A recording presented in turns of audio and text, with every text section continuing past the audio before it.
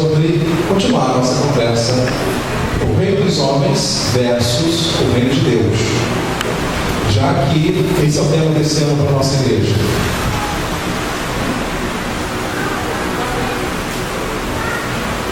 Falar de reino de Deus é sempre um desafio, é muito gostoso e também muito difícil. Em alguns sermões antigos, nós conversamos um pouco aqui sobre o reino de Deus com os irmãos. Bem, o reino de Deus em grego é uma expressão chamada basileia tuteu. Então, porque o rei na Grécia era chamado de basileus. Esse era o rei na Grécia.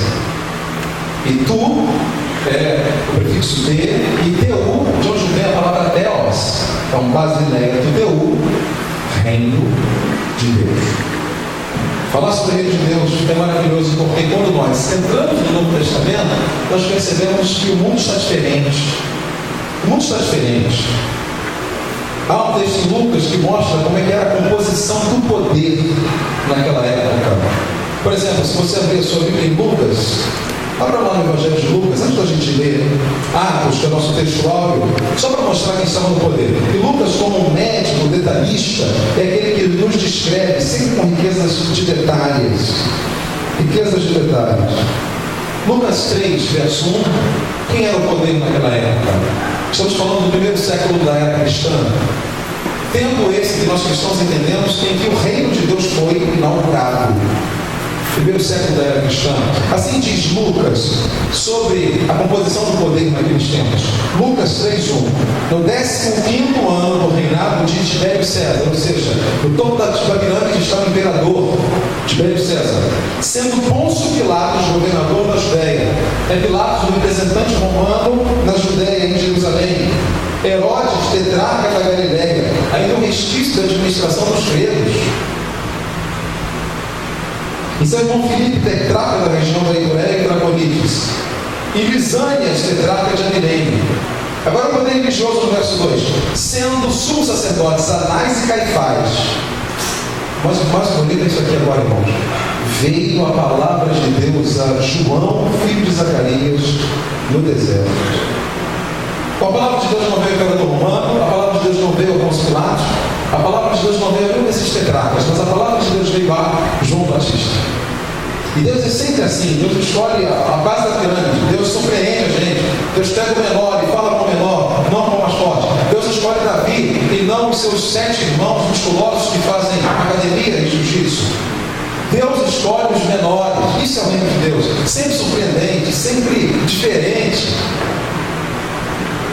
Como nós precisamos anunciar o reino de Deus hoje, porque o que nós estamos vendo é tudo menos o reino de Deus nas igrejas por aí. Porque, irmãos, nós vivemos uma espécie de Disney World nas igrejas. As igrejas querem o entretenimento da Disneylândia e a visão gerencial do McDonald's. Nós pastores queremos que a igreja cresça, nós pastores queremos captar recursos, nós queremos ter mais adeptos. Isso é o estilo gerencial do McDonald's: rapidez, fast food, funcionário do mês, gerenciamento, marketing, Peter Drucker, esses papas da administração. Mas ao mesmo tempo há uma mensagem de entretenimento, de Disneylândia, de Pluto, Minnie, Pateta, de pastor como um palhaço, que alinha as pessoas. É esse o evangelho que tem sido pregado hoje. Disney World. O entretenimento da Disneylândia.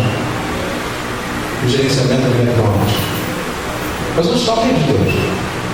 Continuamos ávidos pelo reino de Deus. Está difícil encontrar o reino de Deus. A Bíblia fala em Amós 3:11, que haveria tempos em que Deus mandaria fome na terra, mas não fome de pão, nem sede de água, mas de ouvir a sua voz. Está difícil ouvir a voz de Deus. A palavra de Deus diz que nos tempos do sacerdote ali, a voz de Deus era rara, mas Deus falou com um menino chamado Samuel.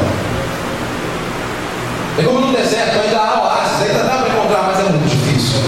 Porque tudo que vemos é tudo, menos o reino de Deus. Eu não estou dizendo que nós não devemos ter organização em nossas igrejas, mas nós não podemos limitar o Espírito Santo, porque o Espírito Santo é... Como posso definir o Espírito Santo? O Espírito Santo não pode ser definido, o Espírito Santo não pode ser medido, o Espírito Santo não pode ser compactado. E nisso está o reino de Deus. Quando eu e você pensamos no Novo Testamento, lembramos de vários versículos sobre o reino de Deus. Um deles está aí, que o reino de Deus começa em nós. E um dia os discípulos chegaram para Jesus e disseram: Jesus, olha que templo bonito. E Jesus disse: eu vou destruir em 3 dias. E João diz: Jesus estava falando do templo do corpo dele. Eu percebo que hoje em dia não mudou muita coisa. Nós continuamos falando das nossas construções. Nós continuamos querendo reconstruir o templo de Salomão em São Paulo. Nós continuamos querendo ter mega templos, catedrais. Isso é tudo. Menos o reino de Deus. Menos o reino de Deus. E alguns versículos vêm à minha mente quando a Bíblia fala que o que é o reino de Deus? O reino de Deus não é comida nem bebida, não é comida nem bebida, mas alegria no Espírito Santo.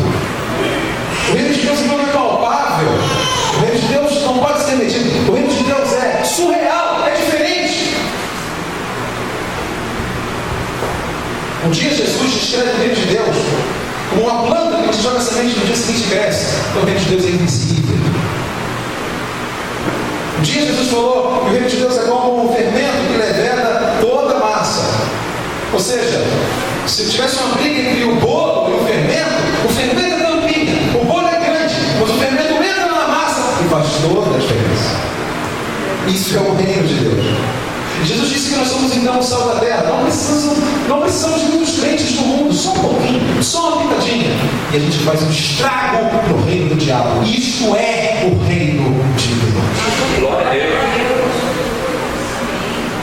Mas será que vocês estão comprometidos com esse reino? Quando olhamos o nosso terreno, a gente quer uma igreja, uma mega igreja, um lindo templo. Mas nós não paramos de perguntar a Deus: isso é o reino de Deus? O que é o reino de Deus? Onde encontrar o reino de Deus? O que fazer? Parece que Atos 8 vai mostrar para nós o retrato das igrejas hoje. Nós vamos ver 2 igrejas hoje. Eu vou chamar de Igreja Internacional da Graça Interplanetária. É a igreja, uma aqui que é do reino dos homens, e a outra é o reino de Deus. Senhoras e senhores, Atos 8, 2 igrejas se juntando. Um rio negro e Solimões, mas não virando um só rio. Porque o reino de Deus não se mistura com o reino dos homens. É como água e óleo, não podem se misturar. E no final do texto vai perceber quem ganha é o reino de Deus. É triste que hoje em dia eu tenho visto igrejas sérias se rendendo ao reino dos homens, abandonando o reino de Deus. Não pode ser. Deus sempre vence. Atos 8, senhoras e senhores. O reino dos homens versus o reino de Deus. E Saulo consentiu na sua morte. Naquele dia levantou-se grande perseguição contra a igreja de Jerusalém. E todos, exceto os apóstolos, foram dispersos pelas regiões da Judéia e Samaria. Alguns homens piedosos sepultaram Estevão e fizeram grande pranto sobre ele. Saulo, porém, assolava a igreja, entrando pelas casas e arrastando homens e mulheres, encarcerava-os no cárcere. Entre mentes, os que foram dispersos iam por toda parte, pregando a palavra. Filipe, descendo da cidade de Samaria, anunciava-lhes a Cristo. As multidões atendiam unânimes as coisas que Filipe dizia, ouvindo-as e vendo os sinais que ele operava. Pois os espíritos imundos de muitos possessos saíam gritando em alta voz, e muitos paralíticos e coxos foram curados. E houve grande alegria naquela cidade. Olha agora o reino dos homens. Ora, havia certo homem chamado Simão, que ele praticava mágica, iludindo o povo de Samaria, insinuando ser ele um grande vulto, o qual todos davam ouvidos, do menor ao maior, dizendo: este homem é o poder de Deus, chamado grande poder. Aderiram a ele, porque havia muitos iludiram com mágicas. Quando, porém, deram crédito a Filipe, que os evangelizava a respeito do reino de Deus e do nome de Jesus Cristo, iam sendo batizados, assim homens como mulheres.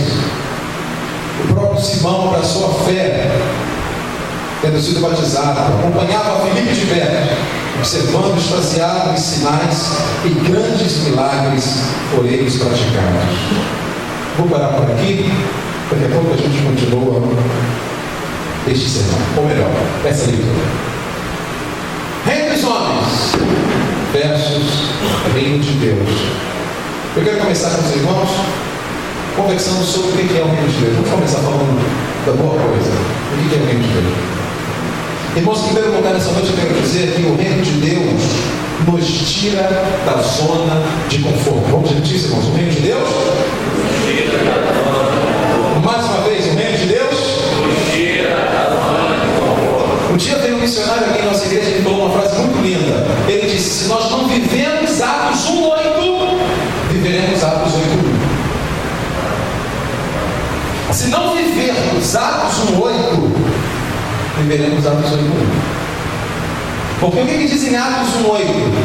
E recebereis poder ao descer sobre vós o Espírito Santo, e sereis minhas testemunhas, tanto em Jerusalém, Judeia, Samaria e até aos confins da terra.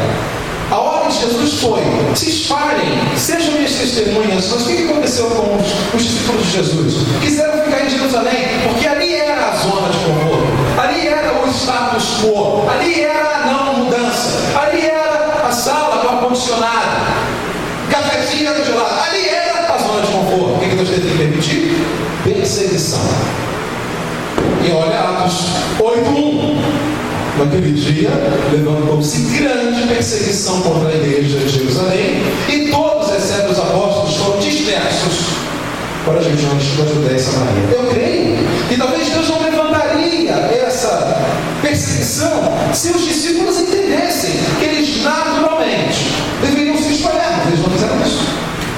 Porque nem nós, ou uma vez nós, não gostamos de mudanças, queremos nos acostumar. Eu e você gostamos da mesmice, sentamos no mesmo banco, a gente nem troca. Você está sempre no mesmo banco. Porque nós gostamos da zona de conforto, nós gostamos da mesmice.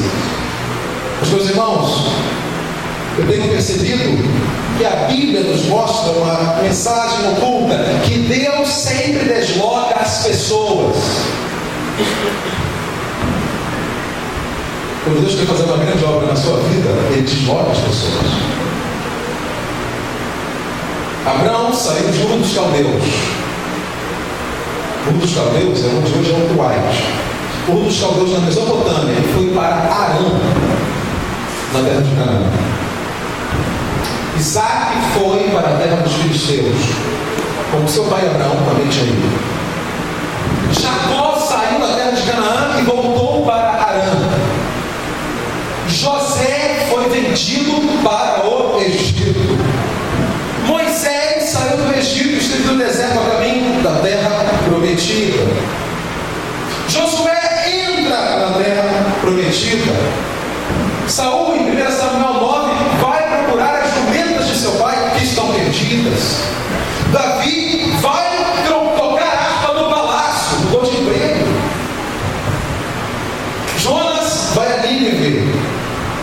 Ezequiel vai ao exílio na Babilônia. Jesus vai ao Egito e a Nazaré, e Maria e José vão a Belém. Deus está sempre deslocando as pessoas. Para de reclamar porque você trabalhava no centro do Rio e agora está trabalhando em Jacarepaguá. Deus tem um projeto nisso. Deus gosta de deslocar as pessoas. Eu espero que Deus não desloque da nossa igreja. Amém, irmãos? Mas quando nós mudamos de bairro, quando nós mudamos de emprego, Deus está fazendo uma grande coisa. Até Saulo só viveu uma transformação na vida dele quando foi para Damasco. Deus é um Deus geográfico. Ele pega as peças e troca as peças. Deus tira a gente da zona de conforto. Quando está tudo bem, quando Deus não está bem, Ele tem que nos tirar da zona de conforto. Ele nos dá uma grande missão. Ele tem que nos tirar da zona de conforto. Ele nos dá uma nova missão. E fazer algo novo. E fazer algo novo em nossas vidas. Esse é o reino de Deus, irmãos. E aqui a igreja está vivendo o reino de Deus dos versos de 1 a 4. Estão saindo de Jerusalém, onde nasceram, foram criados, torciam para a seleção de Israel. E agora estão se espalhando para o mundo. Uma nova língua. torcer por um novo time local, algum time da Turquia, para onde eles estavam indo, ou as cidades da Ásia Menor. Eles estavam mudando as coisas. Esse é o reino de Deus, o Deus que nos desloca, o Deus que nos tira da zona de conforto. Eu não sei, Johnny, se você já preparou para mim aquela canção que eu te pedi. Vê lá com os rapazes. Em segundo lugar, meus irmãos, vamos ler os versos 5, 6 e 12. Olha aí na sua Bíblia. Versos 5, 6 e 12. Diz assim: Filipe, descendo a cidade de Samaria, anunciava-lhes a Cristo. Verso 6: As multidões atendiam unânimes as coisas que Filipe dizia, ouvindo-as e vendo os sinais que ele operava. E o 12: Quando, porém, deram crédito a Filipe, que evangelizava a respeito do reino de Deus e do nome de Jesus Cristo, iam sendo batizados, assim homens como mulheres. Enquanto, em segundo lugar, eu gostaria de pedir que o irmão dissesse o seguinte: que o reino de Deus anuncia Cristo. Vamos lá, irmãos, o reino de Deus anuncia Cristo. De novo, o reino de Deus anuncia Cristo. Não tem mistério, irmãos, ou melhor, tem mistério. Que mistério é esse? Cristo em vós, a esperança da glória. Mas não há nada a inventar, é Cristo, apenas Cristo, só os Cristos, só a Escritura, só a graça, somente Cristo, somente a Escritura, somente a graça. Esse é o lema da Reforma Protestante. Cristo é a mensagem do reino de Deus e não o dinheiro. Cristo é a mensagem do reino de Deus e não o poder.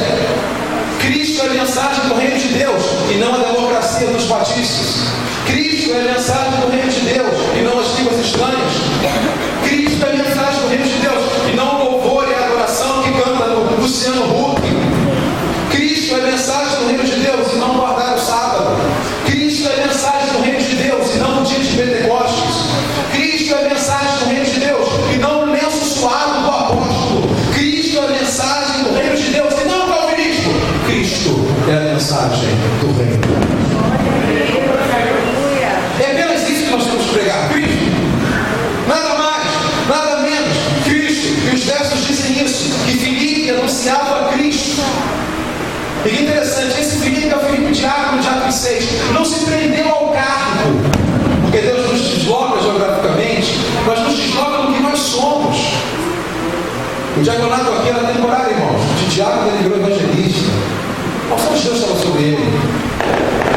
Porque o Espírito Santo não está preso a cargos, ele transforma a mim e você no que ele quiser.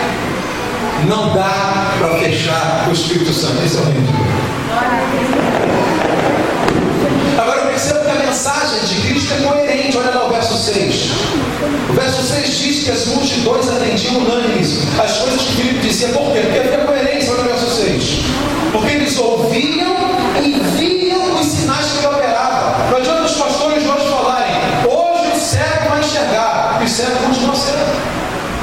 No culto de hoje, o aleijado vai andar. Pegava o culto, o aleijado continua aleijado. Não há coerência nisso.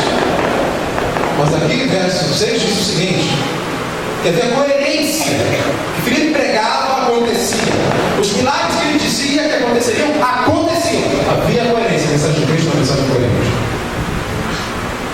Por isso que já disseram que nós somos o quinto evangelho. As pessoas precisam ter Jesus em nós. Há coerência em nós?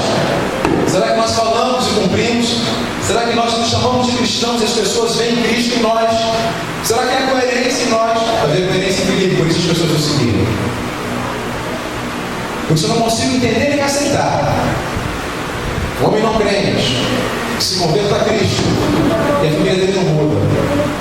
Esse camarada provavelmente não viu o Evangelho. Porque quando nós vivemos o Evangelho é irresistível. Eu não estou falando que a minha e a sua fé converte as pessoas. Eu conheço histórias de pessoas que se converteram depois de 20 anos.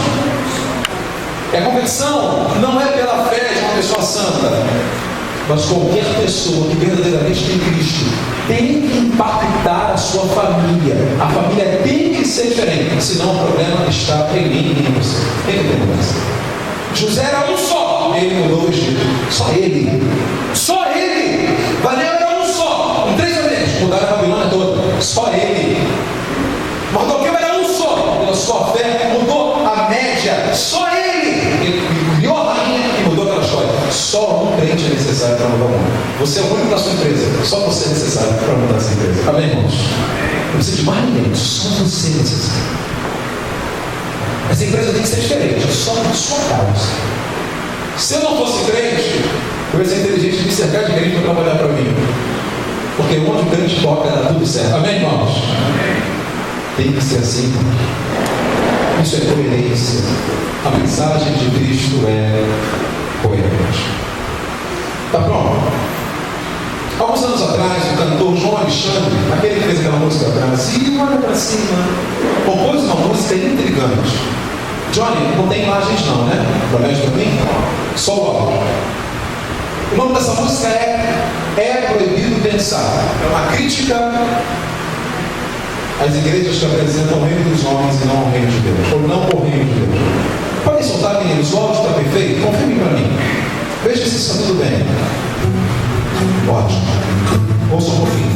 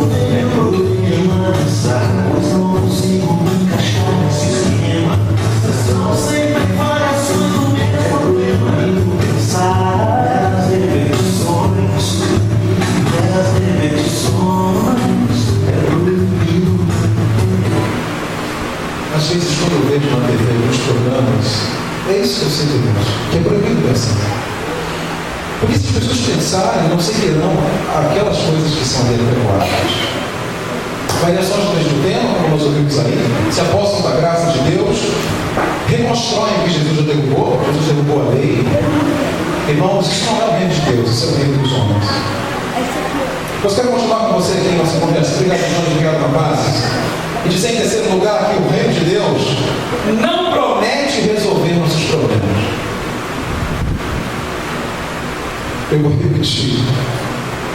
O reino de Deus não promete resolver nossos problemas. Mas qual é a fé dos dias de hoje? A fé clientelista, a fé do clube que eu dei meu dízimo, eu tenho direito, a fé do mercado gospel, a fé dessa relação. Qual é o lema dessas igrejas? Parem de sofrer. Qual é o lema de Cristo? No mundo tereis aflições. Agora, dá uma olhadinha na mensagem de Filipe e na mensagem de Simão Mágico. Preste atenção em alguns termos aqui. Verso 7 diz assim: os espíritos imundos de muitos possessos saíram gritando em alta voz. Aqui falou todos ou falou muitos? Então Filipe não expulsou todos os demônios, só alguns. Porque o reino de Deus não promete acabar com todos os nossos problemas. Continua comigo.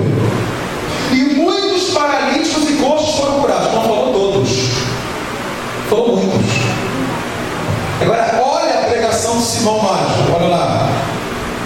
Verso 9 em diante. Ora, havia certo homem chamado Simão, que ali praticava mágica, iludindo o povo de Samaria, insinuando ser ele grande vulto. Parar por aqui, primeira análise. As igrejas de hoje, que não anunciam o reino de Deus, fazem os seus pastores popstars, deuses na terra, pastores com foto na entrada. É isso que a gente vê, sim ou não, irmãos? Lá no centro de Niterói, então as três, uma do lado da outra. Já viu? Lá no centro de Niterói. A Mundial de não sei o que, Internacional não sei o que lá, e a Universal não sei o que das coisas. E tem a foto de cada um ali na frente. Uma tem a pomba, uma tem um chapeuzinho, uma tem um senhor de 60 anos, risonho, e parece que ele é um anjo, que é uma aura atrás dele, já percebeu? O missionário, não sei lá das contas, ele está no fundo azul, tem uma luz aqui atrás. Em história a gente chama isso de agiografia. É transformar um homem num santo. Nós temos outro nome para isso, idolatria. Olha só, parece que é uma dessas igrejas que está na mídia. Olha o verso 9. Havia certo homem chamado Simão, que ali praticava mágica. Eu tenho dito para os irmãos, quando eu assisto uma mágica, eu sei que em toda mágica tem o truque do lenço, que sai o coelho, não é isso, irmãos? Sai o coelho do lenço, que põe o lenço dentro de um chapéu e, sei lá, sai. Tem pastores aí que também estão usando lenço para fazer mágica. Ele é nem lenço limpo, é lenço sujo, porque é proibido pensar, eu quero o lenço do apóstolo, mas tem que ser bem fedorento para me curar e me libertar, porque é proibido pensar, o que me cura é o suor. Verso 9 diz que esse homem não transformava ninguém, esse homem iludia as pessoas. Olha o verso 9, iludia as pessoas. E dizia que ele era um grande vulto, ele era o tal, ele era o cara, ele se elogiava. Eu tenho aqui em minhas mãos nomes de algumas igrejas, bem, você já ouviu isso várias vezes, né? Igrejas do Reino dos Homens. Igreja Cristo é Show. Igreja da Serpente de Moisés que engoliu as outras. Igreja Evangélica Florzinha de Jesus. Igreja Evangélica Pentecostal Cuspe de Cristo. Igreja ETQB, eu também quero a bênção. Igreja Pentecostal Jesus vem, você fica. Deixa eu pegar a moça aqui, eu vou engraçar. Olha só, cruzada evangélica do pastor Valdevino Coelho, vírgula, a sumidade. A mesma coisa de Simão Mágico. O verso 9 está dizendo, ele se dizia um grande vulto. Cruzada evangélica do pastor Valdevino Coelho, a sumidade. Outra, igreja evangélica do pastor Paulo Andrade, o homem que vive sem pecados. Irmãos, isso está na internet, irmãos. Isso existe, irmãos. É o Simão Mágico. Acho que tinha foto de Simão Mágico na igreja dele. Eu sou um grande vulto, eu sou um cara. A minha igreja é melhor. Depois eu peço para você aqui, que eu te amo que me deu de presente. Tem muito mais alguns nomes aqui. Verso 10 vai dizer para nós que todos davam ouvidos a Simão Mágico, todos, do menor ao maior, dizendo, este homem é o poder de Deus, chamado grande poder. Então agora era para ele, está vendo? Esse homem é o poder de Deus, agora era para ele, né, Deus? Verso 11, aderiram a ele, porque havia muito os iludira com suas mágicas. Interessante o verbo, aderiram. As igrejas estão repletas de pessoas que aderiram. Eu não quero, irmãos, uma adesão, eu não quero isso. O que eu quero, irmãos? É o que está no verso 12. Quando, porém, deram crédito a Filipe, crédito vem de crer, vem de fé. Adesão, os que aderem podem se desaderir. Essa palavra não existe, é um neologismo. Mas os que creem nunca mudam, são transformados, são uma nova criatura. Ou seja, eu olho a igreja de Simão Mágico, eu vejo no verso 10 que todos davam ouvidos a eles, ele queria todos. Eles são reino dos homens, mas o reino de Deus está lá em Filipe, lá em cima. Nem todos os demoniados foram libertos, nem todos os doentes foram curados, porque eu só vejo Jesus curando 10 leprosos, não vejo curando todos. Eu vejo Jesus curando 3 cegos, não vejo outro. Jesus não curou todos os cegos do mundo, Jesus expulsou todos os demônios do mundo, porque o reino de Deus não veio para resolver nossos problemas. O reino de Deus veio até para nos trazer mais problemas. Porque quando nós vivemos o reino de Deus, isso é um problema maravilhoso, porque o mundo estará contra nós. O reino de Deus veio para resolver nosso problema, sem esse. O problema da nossa perdição, entenderam, irmão? O reino de Deus veio para nos tirar do inferno e nos trazer para o reino do Filho do seu amor. O reino de Deus não veio resolver nossos problemas. O reino de Deus veio resolver nosso problema, a nossa falta de salvação. É isso. O reino de Deus não veio nos dar mais dinheiro. Muito pelo contrário. Muitos aceitam Jesus e perdem o emprego. O reino de Deus não veio resolver nossos problemas. Hoje eu entendo o que Jesus falou. Ele veio contra pai, contra filho, filho contra pai. Porque às vezes é isso que o reino de Deus traz. Mas é melhor ter problemas ao lado de Cristo do que ter um marasmo como de lá o diabo do nosso lado. Não foram todos os endemoniados que foram libertos, não foram todos os doentes que foram curados, porque essa não é a pregação do reino de Deus. O reino pertence a Deus, não a nós. Ele determina o que vai fazer e como vai fazer. Mas por causa do nosso tempo tem que terminar. Só para encurtar a história, esse Simão aqui creu, se batizou, e quando via que Filipe, depois chegou aqui, Paulo e Barnabé, botavam as mãos, Pedro e João, na cabeça das pessoas, elas recebiam o Espírito Santo, ele deu dinheiro para receber o Espírito Santo também. Tem dinheiro nessas igrejas de hoje, irmãos, no dos homens? Tem ou não tem? Como é que é o papo? Quem tem 1000 traz. Quem tem 100 traz. Quem tem 10 traz. Agora só ralé com 5 e 1 real. Depois o pessoal também. É de cima para baixo. Dinheiro. E esse mesmo Simão está fazendo a mesma coisa, usando a linguagem do dinheiro. Olha o verso 19. Propondo, concedei-me também a mim este poder, para que aquele sobre quem eu impuser as mãos receba o Espírito Santo. Olha a resposta de Pedro. Pedro, porém, lhe respondeu: o teu dinheiro seja contigo para a tua perdição, pois julgaste adquirir por meio dele o dom de Deus. Não tens parte nem sorte neste ministério, porque o teu coração não é reto diante de Deus. Arrepende-te, pois, da tua maldade e roga ao Senhor. Talvez te seja perdoado o intento do teu coração, pois vejo que estás em fel de amargura e laço de iniquidade. A palavra de Pedro foi dura. Sabe o que eu acho hoje em dia, irmãos? Nós pegamos leve com esses pastores das igrejas internacionais, do mundial, do universo, da fé, não sei lá. Pedro pegou pesado. Você está em fel de amargura e laço de iniquidade. Não quero o teu dinheiro. Você não pode ter o dom de Deus.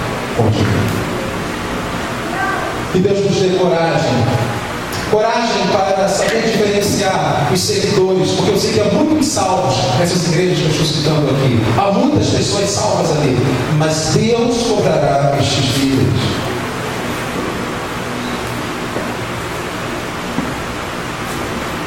Porque, meus irmãos, o que nós estamos vendo ali, na maioria das vezes, não é o reino de Deus, mas o reino dos homens.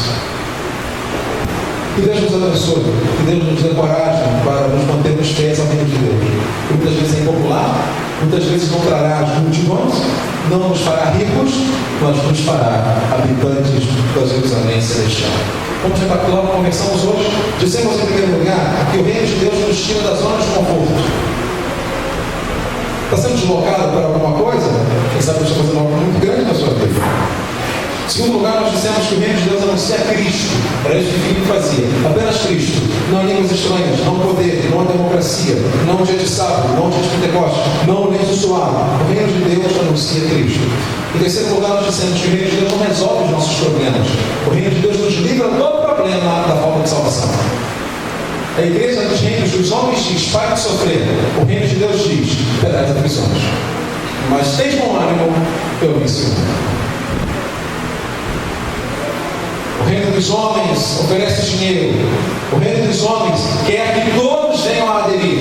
O reino de Deus, alguns são curados, alguns são libertos de demônios. Não todos, porque a promessa não é para todos. A promessa é salvação para todos. Talvez você não vai ficar curado da doença que você tem. Já parou para pensar nisso? Talvez o câncer que Deus deu a mim e a você é para a glória dele. Talvez Deus não vai nos curar da AIDS, talvez Deus não vai nos curar do resfriado, talvez Deus não vai nos curar das nossas fraquezas. O reino de Deus não promete isso. O reino de Deus promete vitória no meio da dor. O reino de Deus promete sobrevivência dentro da fornalha. Talvez Deus não vai te curar. Já parou para pensar nisso? Isso é o reino de Deus. Porque mesmo sem libertar todos e curar todos, há um segredinho aqui no verso 8. Houve grande alegria naquela cidade. Isso é o reino de Deus. Mesmo com câncer, louvado seja Deus. Mesmo com AIDS, louvado seja Deus. Mesmo à beira da morte, louvado seja Deus. Mesmo com fraquezas, louvado seja Deus. Isso é o reino de Deus. Mesmo atividades, louvado seja Deus. Mesmo com o nome no SPC, louvado seja Deus. Mesmo ganhando um salário mínimo, louvado seja Deus. Isso é o reino de Deus. Não é coerente, humanamente falando, mas isso é o reino de Deus. Vamos entender esse momento.